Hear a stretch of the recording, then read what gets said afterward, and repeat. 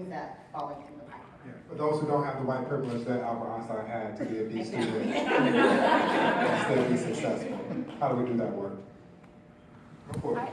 I think that in that sort of situation, it's important to recognize a student for the passion that they have, because that passion may not always translate to academics.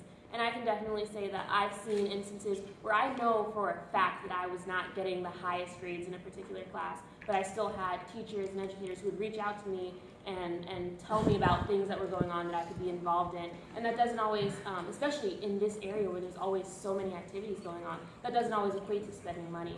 And so when you're aware of something that's going on in the community, especially for those students who you may not be able to justify spending funds to support, you can still show them that you recognize their passion and that there are opportunities for them to do other things, whether that's workshops at the Smithsonian that are free to the public, or just things like that that are open. And so that requires, again, to acknowledge that student and their passion, but then also to be involved in your community and what's going on around you in STEM so that you can be that support for that student.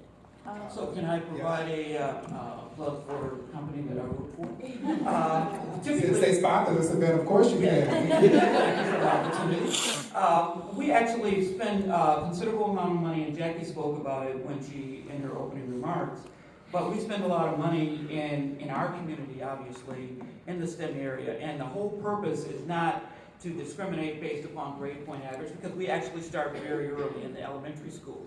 And so the whole idea there is to promote the interest and to cultivate the interest so that students can understand what the opportunities are.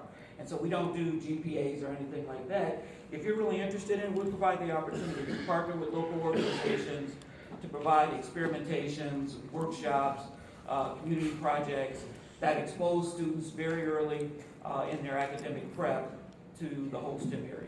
And how can those with us today learn more about those programs or how to leverage those resources? Well, you just go to our website and we'll be able to direct you from there. At gm.com. That's correct. gm.com. Also, want to highlight, if you all Google Smithsonian, and Museum Day, at least once a year, all of the